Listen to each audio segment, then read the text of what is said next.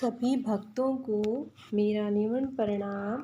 पूनम सिहाग की दुनिया में आप सभी का बहुत बहुत स्वागत है। आज हम जंबेश्वर शब्दवाणी का शब्द संख्या 21 और उसका अर्थ जानेंगे। और अगर आपको अच्छा लगे तो चैनल को सब्सक्राइब ज़रूर करें, वीडियो को लाइक शेयर भी ज़रूर करें। एक समय एक चारण जाति की स्त्री जम्बू जी के पास आई और अपने गले की हंसली जम्बू जी को भेंट उपहार स्वरूप में देकर बोली, हे देव, आप मेरे को एक ऊँट दिलवा दें जिसके ऊपर चढ़कर जिसके ऊपर मैं बाजे रखकर आपके यश का यानी कि आपके बारे में लोगों को बताऊंगी कि जम्बू जी महाराज ये है, आपकी बड़ाई करूंगी, आपका यश का गुणगान करूंगी। तब जम्बू जी ने चारणी को पास बुलाकर उसकी हंसली वापस देते हुए ये शब्द सुनाया, ओम जी के सारे ए सारू पारे ए पारू थागे ए थागु उगमा से मागु। जन सामान्य लोग परम तत्व का लाभ नहीं ले सकते, उसका पार नहीं पा सकते तथा था नहीं ली जा सकती। परम तत्व को वे लोग जान नहीं सकते और वही लोग परम तत्व को जान सकते हैं जिनके हृदय में आत्म तत्व के प्रति उमंग हो। जम्बू जी महाराज ने यहाँ पर ये कहा है चारणी से कि जिस बाजे को तुम बजा रही हो, इसे बजाने और सुनने में कोई सार नहीं है। इसकी जो आवाज़ है बाजे की वो ज़्यादा दूर तक नहीं सुनाई देगी। और जम्बू जी महाराज ने कहा, ते सरवर की तय नीरू बाजा लो भल बाजा लो बाजा दो ये गहिरू। जम्बू जी महाराज ने कहा है कि ये जो बाजे तुम मांग रही हो इसकी आवाज़ ना तो ज़्यादा देर तक सुनाई देगी, ना ही इस आवाज़ में कोई गहराई है। इसे सुनने से तो आत्मिक हृदय में प्रसन्नता भी नहीं होती। ऐसे बाजों की ध्वनि न तो आकाश में घटाई उमड़ती है इस बाजे की ध्वनि को सुनकर, और ना ही जल बरसता है और ना ही तालाब भरते हैं। एक कण बाजे नीरे बरसे दूजे मही विरोले ते खीरू। बाजा लेना है तो ऐसा बाजा लो जिससे क्या हो, जिसमें प्रथम बाजे से ज्ञान रूपी झरने और दूसरे बाजे से मनों का मंथन करने वाली अमृत रूपी रस प्राप्त होता है। जम्बू जी महाराज ने दो बाजियों की तुलना इस प्रकार की है कि एक बाजा लेना है, एक बाजा तो ऐसा होना चाहिए जैसे बादल गरजते हैं, कड़कड़ की आवाज़ आती है, वो बाजा जो दूर तक सुनाई देता है। बादल जब गरजता है तो जब बारिश होती है तो उस बाजे से बहुत लोगों को प्रसन्नता मिलती है, फसलें उगती है, लोगों को पानी मिलता है, वातावरण अच्छा होता है, गर्मी से राहत मिलती है। तो एक तो बाजा वो होता है जो सबको मतलब सुख देने वाला होता है और दूर तक सुनाई देता है। और दूसरे बाजों को जम्बू जी महाराज ने कहा है कि जिस प्रकार दही को मंथने पर जो चरनी की आवाज़ आती है चर चर की, ऐसा बाजा लो जिससे क्या होता है, जो बजता है तो दही से मक्खन को अलग कर देता है, छाछ को अलग कर देता है। इस प्रकार जम्बू जी ने दो बाजों की तुलना एक तो मेघ से बादल से की है और एक जो दही मंथने वाली चरनी होती है उससे की है। चींके सारे ए सारू पारे ए पारू थागे ए थागु उगिमा स मागु गहरे गंगी गंभीरू।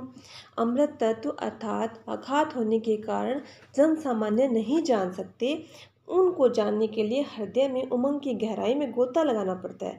इसी को तुलना करते जम्बू जी महाराज ने कहा है कि जिस प्रकार दही से अपने आप मक्खन नहीं निकलता, उसको मंथना पड़ता है, उस बाजे की तरह तुम अपने मन रूपी जो अज्ञान है उसको मंथ कर ज्ञान को अलग करो और जो छाछ है उसको अलग करो। गगने प्याले बाजे ते नादू माणे के पायो फिरे लुकायो नहीं ले खायो। संसारिक लोग सार तत्व का लख नहीं सकते, रतन को पाकर ऐसे ही संसारिक विषय वासना में लुप्त कर देते हैं। जम्बेश्वर भगवान ने कहा है कि रतन भी मिल जाए, मोती भी मिल जाए तो उसको, जम्बू जी महाराज ने कहा है, संसारिक लोग अपनी विषय वासना में लुप्त कर देते हैं, यानी कि उसको गवा देते हैं। यहाँ पर रत्न का मतलब है हमारा मनुष्य शरीर। हमारा मनुष्य शरीर एक मोती के समान, एक रत्न के समान हमें भगवान ने दिया है।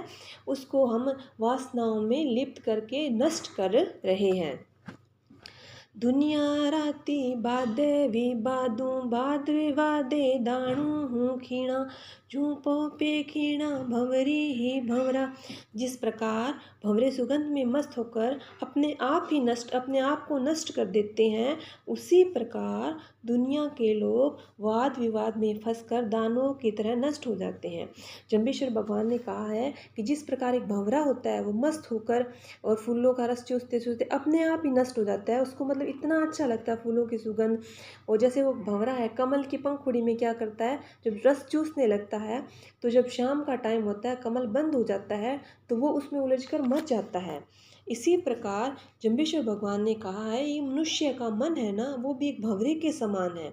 वो भी क्या है, इस संसार में भटकता भटकता इस संसार के विषयों का रसपान करने में ऐसा लिप्त हो जाता है कि वो एक दिन मतलब वाद विवाद में इस तरह से नष्ट होने जाता है और दानवों की तरह, राक्षसों की तरह एक दूसरे से लड़ने में अपना समय बर्बाद करता है। भावे जान मजाणे पीराणी झोले कारी पै जवरा। संसार में जाने अनजाने में कैसे भी फंसो नष्ट होगे, इसलिए विषय रूपी शत्रुओं को सावधान होकर रहना चाहिए, क्योंकि यह जबरन बुद्धि का हरण करके विवेक को नष्ट कर संसार में फंसा देता है। जाम्बूजी महाराज ने कहा है कि जिस प्रकार भंवरा फंस जाता है सुगंध रस का पान करते करते, उसी प्रकार मनुष्य भी फंस सकता है विषय वासनाओं में। उसको हर एक क्षण सावधान होकर रहना होगा और अपनी बुद्धि को विवेक रखना होगा कि हम इस संसार में फंस ना जाए उस भंवरे की तरह। भेर बाजा तो एक है योजनो अथवा तो दो है योजनो। संसारिक बाजे योजन 2 योजन तक ही सुनाई दे सकते हैं। संसारिक बाजे बजाओगे तो उसमें 2 संसारिक बाजों का मतलब है संसारिक विषय वासनाओं में लिप्त रहोगे तो ज़्यादा दिन तक तुम्हारा मतलब कल्याण की राह पर नहीं चल रहे हो तुम। मेघ बजा तो पंचे है योजनो अथवा तो 10 योजनो। ज्ञान रूपी मेघ बाजे 5 विषयों को पार करके, पंच योजनों का मतलब 5 योजन तक सुनाई, जैसे मेघ बादल गरजता है तो 5 योजन तक सुनाई देता है।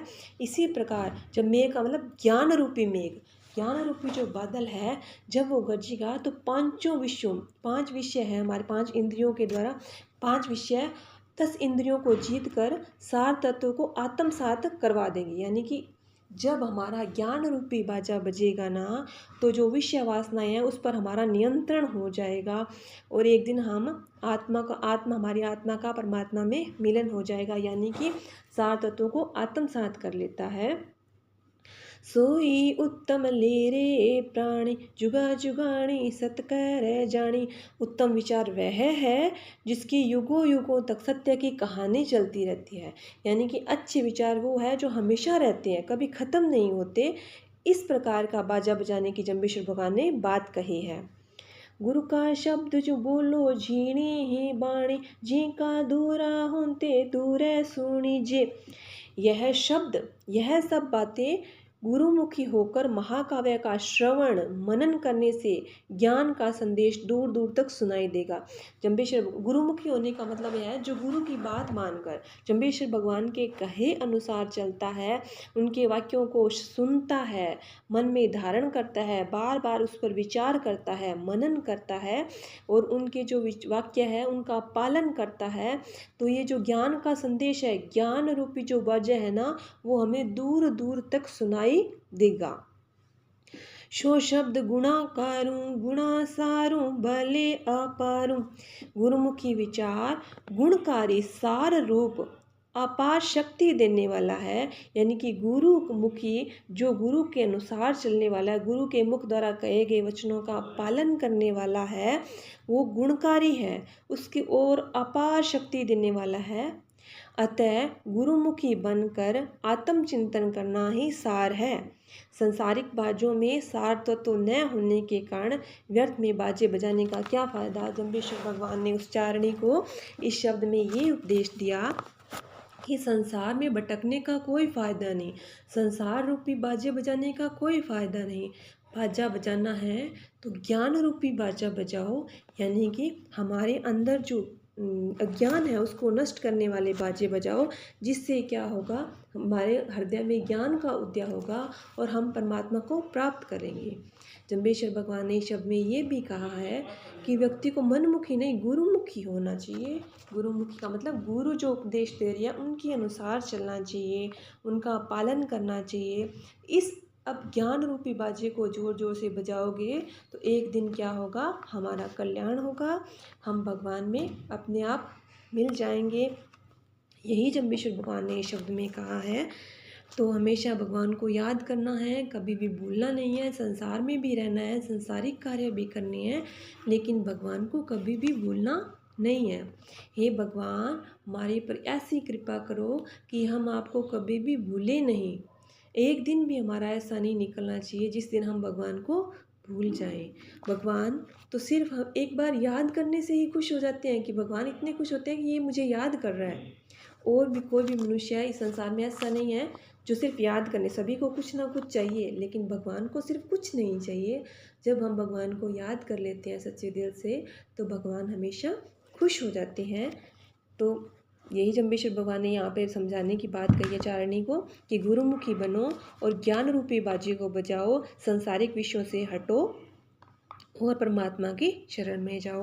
बोलिए गुरु जम्बेश्वर भगवान की जय, बोलिए विष्णु भगवान की जय।